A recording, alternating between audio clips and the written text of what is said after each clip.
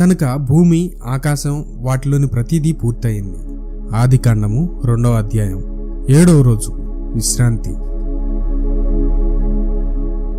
దేవుడు తాను చేస్తున్న పని ముగించాడు. కనుక 7వ రోజున దేవుడు తన పని నుండి విశ్రాంతి తీసుకున్నాడు. 7వ రోజును దేవుడు ఆశీర్వదించి దానిని పవిత్ర దినంగా చేశాడు. దేవుడు ప్రపంచాన్ని చేసినప్పుడు జరిగించిన పని అంతటి నుండి ఆ రోజును విశ్రాంతి తీసుకున్నాడు గనుక ఆ రోజును ఆయన ప్రత్యేకమైనదిగా చేశాడు. మానవ జాతి ఆరంభం. ఇదే భూమి, ఆకాశం చరిత్ర. భూమిని, ఆకాశాన్ని దేవుడు చేసినప్పుడు జరిగిన సంగతుల్లో విషయం ఇది. భూమి మీద మొక్కలు ఏమీ లేవు. పొలాల్లో ఏమీ పెరగడం లేదు. అప్పటికి ఇంకా ఎక్కడ మొక్కలు మొలవలేదు. అప్పటికి భూమి మీద ఇంకా వర్షం యెహోవా కురిపించలేదు. మొక్కలను గూర్చి జాగ్రత్త తీసుకునే ఏ మనిషి అప్పటికి లేడు. భూమి నుండి ఆవిరి ఉబికి నేల అంతటినీ తడిపింది. అప్పుడు యెహోవా దేవుడు నేల నుండి మట్టిని తీసుకొని మనిషిని చేశాడు. మనిషి నాసికారంధ్రాలలో జీవవాయువును దేవుడు ఊదగా మనిషి సజీవుడయ్యాడు.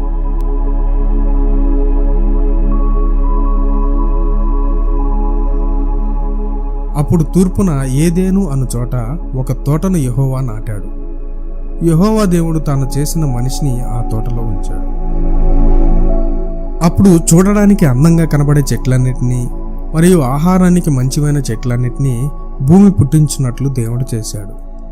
జీవవృక్షమును, మంచి చెడులు తెలివి ఇచ్చే వృక్షమును ఆ తోట మధ్యలో ఉన్నాయి.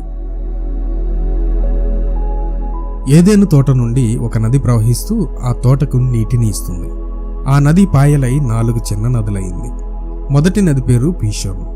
ఇది హవీలా దేశం అంతటా ప్రవహించే నది. ఆ దేశంలో బంగారం ఉంది. ఆ బంగారం చాలా మంచిది. ఆ దేశంలో బోలం, గోమేధికం కూడా ఉన్నాయి.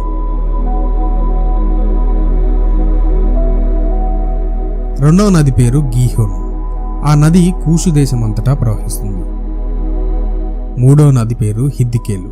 ఆ నది అషూరు తూర్పు దిక్కున ప్రవహిస్తుంది. 4వ నది యూఫ్రటిస్.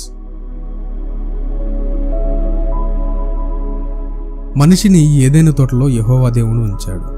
మొక్కలు నాటి తోటను గురించి శ్రద్ధ తీసుకోవడం మనిషి పని. యెహోవా దేవుడు మనిషికి ఈ ఆజ్ఞ ఇచ్చాడు: ఈ తోటలోని ఏ చెట్టు ఫలమునైనా నువ్వు తినవచ్చు.